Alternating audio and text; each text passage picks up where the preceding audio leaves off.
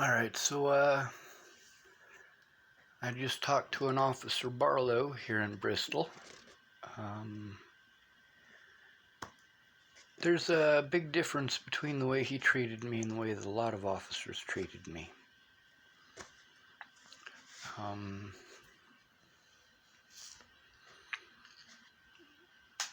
People didn't want to understand sensory processing issues or being overloaded. That's why I posted those videos from people like Anna Moomin and Miss Anya, who goes by the tag of Asperger's Girl. People think that we should just get over it, but it's a disability, and it's only a disability under certain circumstances. I know you guys think it's wrong for me to compare it with rape, but I'm going to for a reason.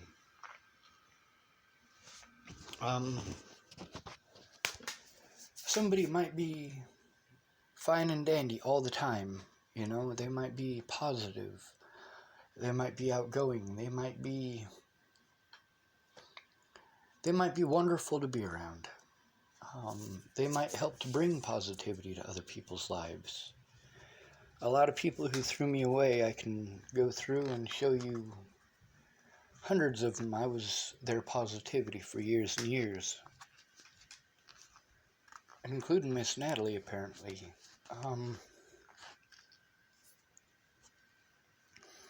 And Veronica, she made a statement about that too, about how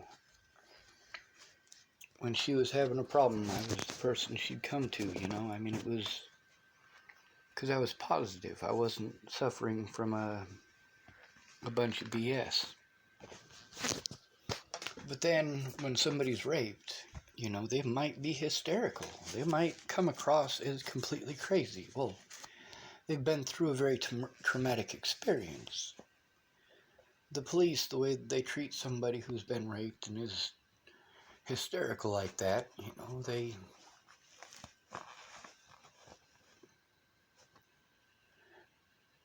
do things that help that person, or should rather do things that help that person to feel at ease to tell you what's going on. Sensory processing is exactly the same thing. For me, I don't freak out for no reason. If I'm freaking out, there's a severe problem. But it's not just a severe problem, it's the escalation of that issue. When somebody's been through a traumatic experience, such as, well, being raped, they're not, especially if it's fresh and just happened, they're not going to be happy and smiley and necessarily communicating the way that you want them to. You think that somebody who goes through that should just be fine. Well, that's not the truth. That's not how it is. That's kind of psycho, actually, for somebody just to, oh, well, you know, I got raped, so I'm gonna talk to a cop. Officer, this man raped me. Well, you know, it's nice if you can do that, if you can remain that calm, but that calm after something like that is not normal, as you guys keep saying.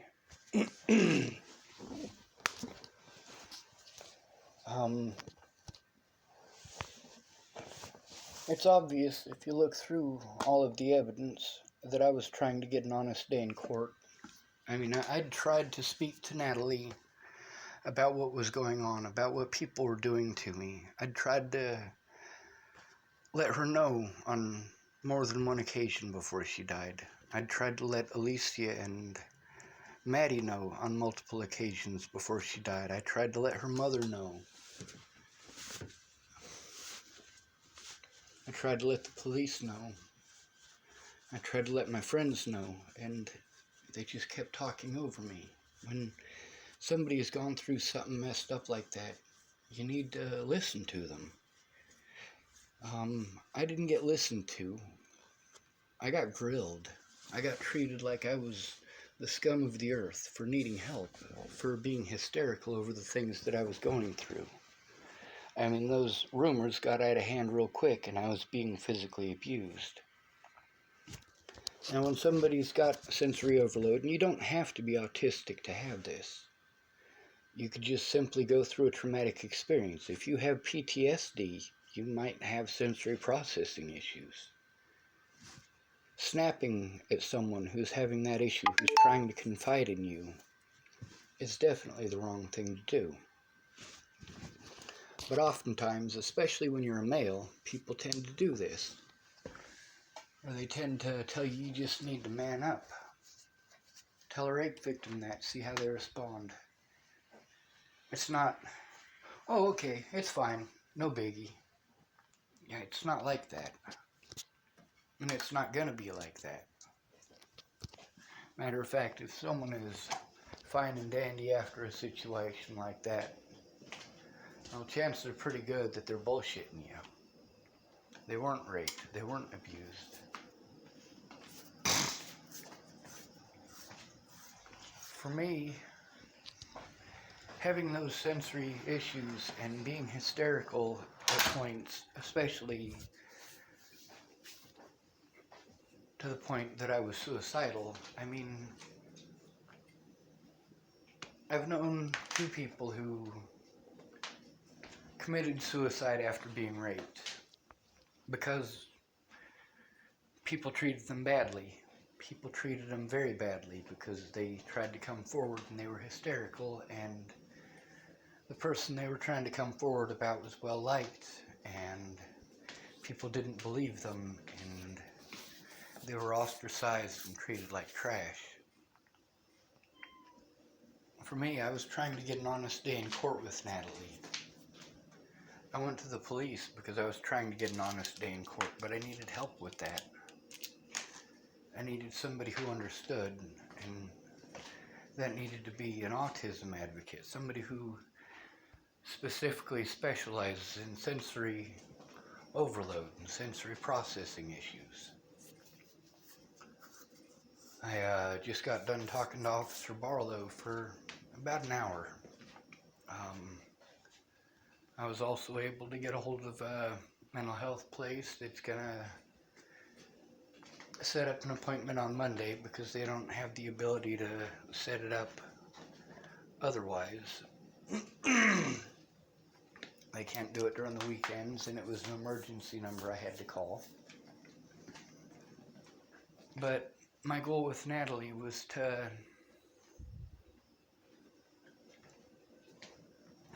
show her what was going on, and because of my technical abilities, or rather lack thereof, I was unable to do that.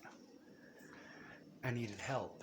That's the reason that I went to Nicole Peralta. That's the reason that I went to those appointments. That's the reason that I was trying to get help from Tamara. There aren't very many people that could go through what I went through and be fine and dandy about it. The few that could are literally psychopaths.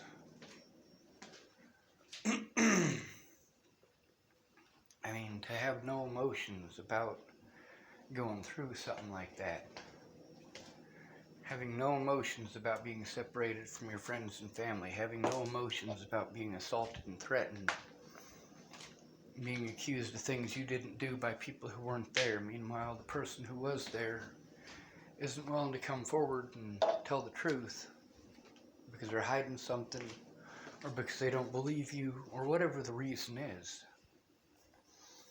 Now, that Colorado Donkey Watch feller, I was on his Discord today, and there was about a 3-hour, at first it was a discussion, but you know, he let me know that a lot of those people are trolls, and it doesn't matter what you say, they're just going to be assholes. And he was right.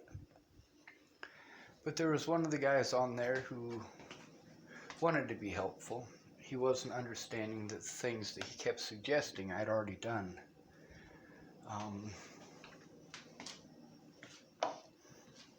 But he was able to get me a number local here in Bristol that wasn't one of the numbers that I was sent to. So that number is the one that I called today. And I didn't get that number until after I'd called the police and spoken with Officer Barlow.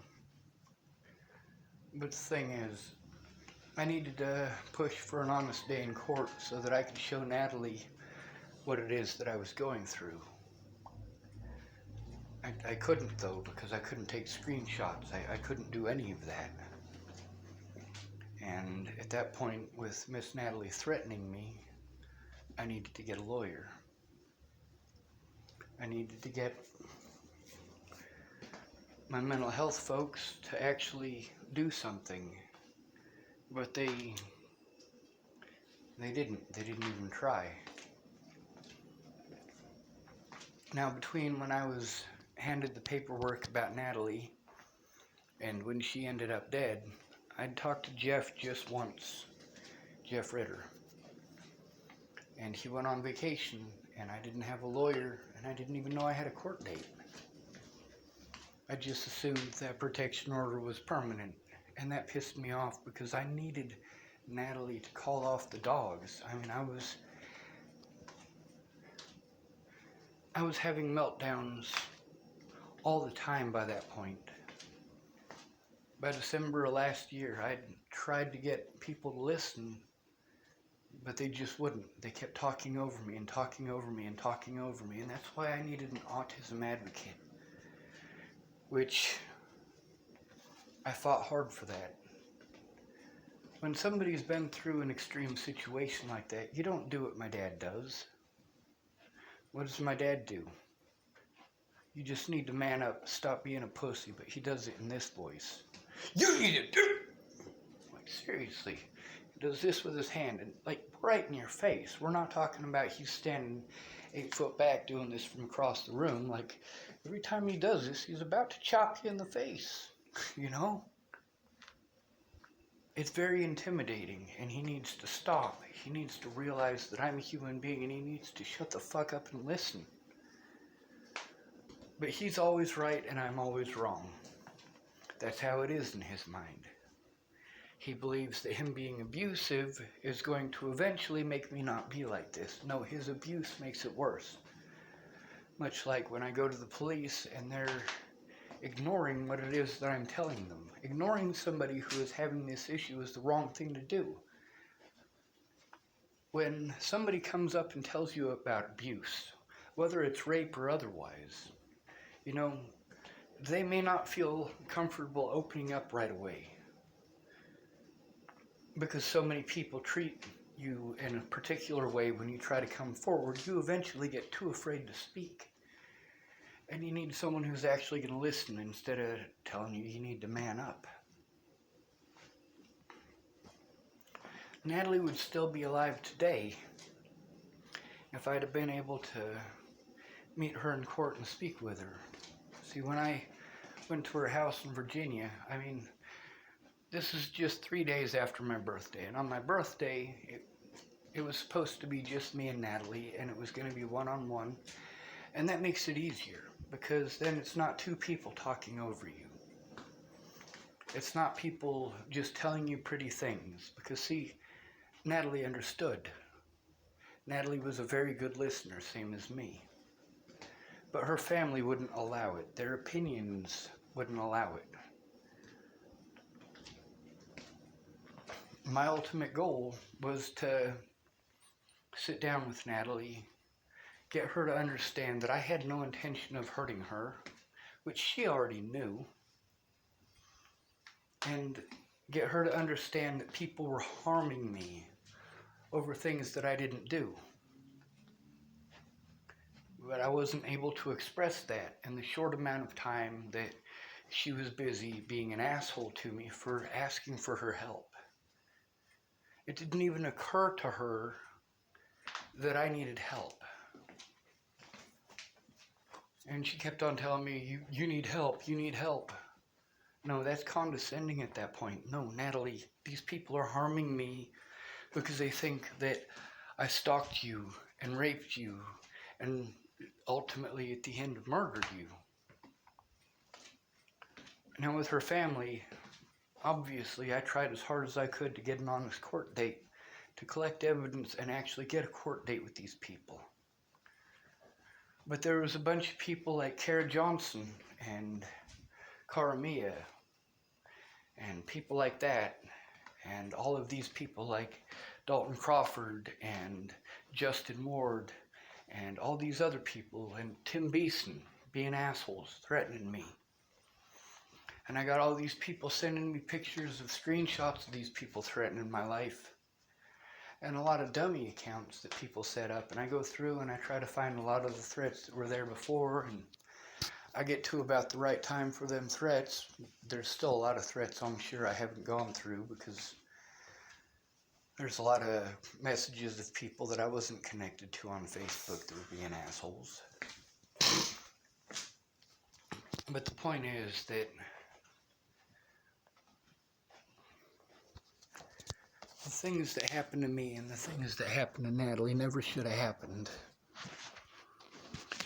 Just because I'm 38 years old, that makes it okay to do these things? No, it doesn't. That's discrimination. Because I'm 38, it makes it okay to abuse me? No, it's not okay. There's a reason that Natalie never said that I raped her. There's a reason that Natalie never said I molested her. It's because I didn't. But people were treating me that way.